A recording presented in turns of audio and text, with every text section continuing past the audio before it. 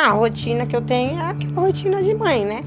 Ele leva na escola, busca da escola, leva para curso, busca de curso, da capoeira, vou em reunião. Sempre estou ali nas escolas para saber como eles estão. Em casa, ajuda na lição de casa. Eu acho que um filho não tem como ser criado longe da mãe, gente. A possibilidade de estar vindo com meu filho para a rua transformou a minha vida. Eu tenho 4 filhos e sou mãe pela primeira vez. Eu preciso, viver esse momento. Esse momento é único para mim.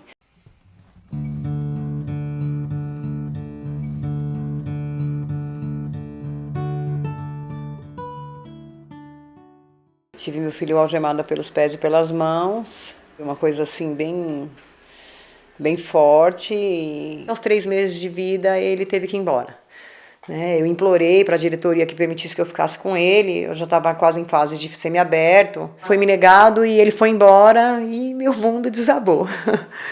Até hoje ainda, meu filho já tem 13 anos e até hoje eu luto para trazer ele para perto de mim.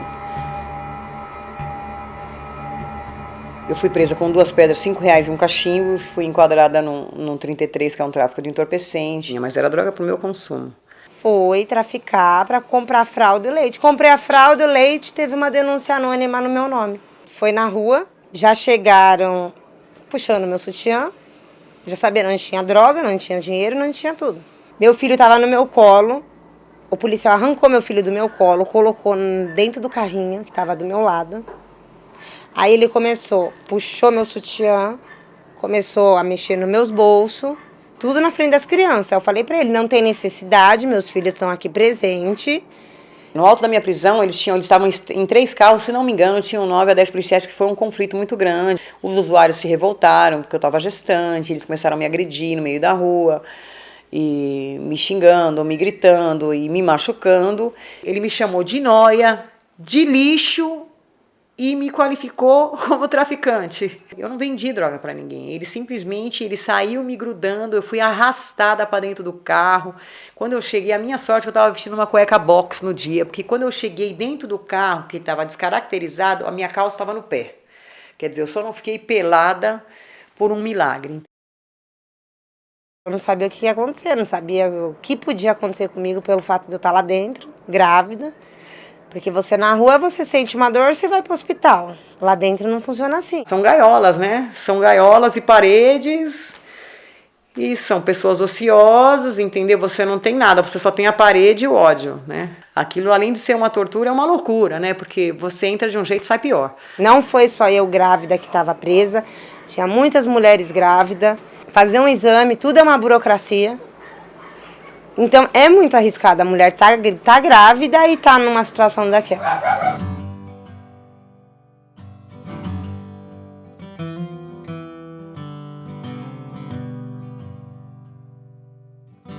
Eu teria que ter sido julgada como primária.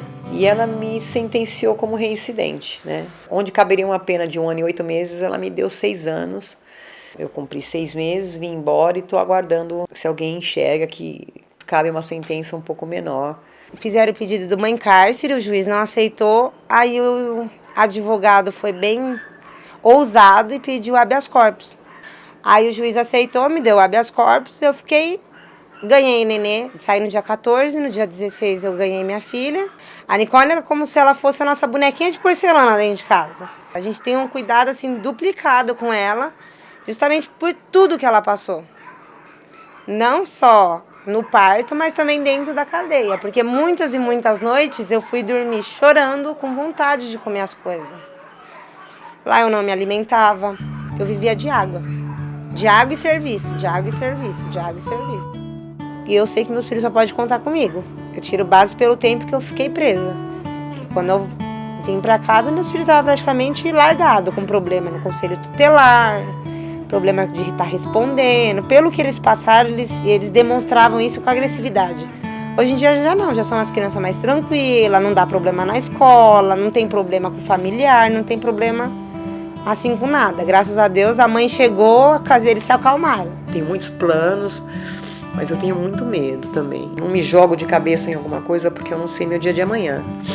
Infelizmente eu continuo sentenciada a 6 anos, Então eu vivo todo dia como se fosse o último. Eu não vejo a menor lógica deles me mandarem para a prisão hoje, porque eles vão tirar a minha vida.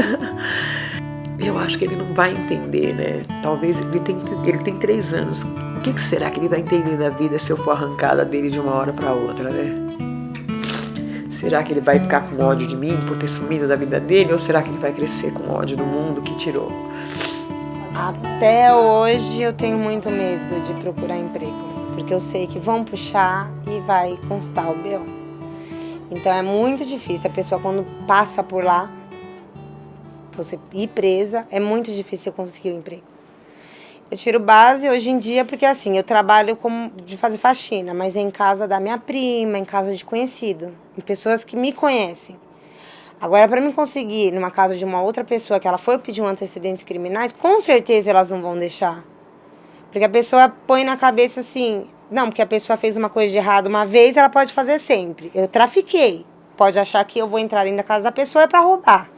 E não é bem assim que funciona.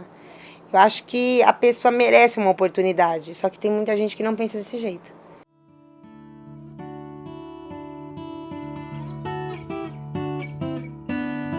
Que é muito importante o que a Defensoria Pública consegue fazer pelas pessoas. Porque assim, eu tenho que muito agradecer a Deus e a Defensoria Pública, que se não fosse eles, eu tenho certeza que eu ainda estava lá dentro. Porque os processos não andam.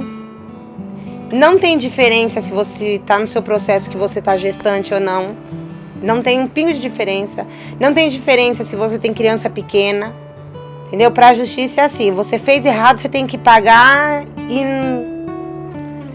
custe o que custar, doa quem doer.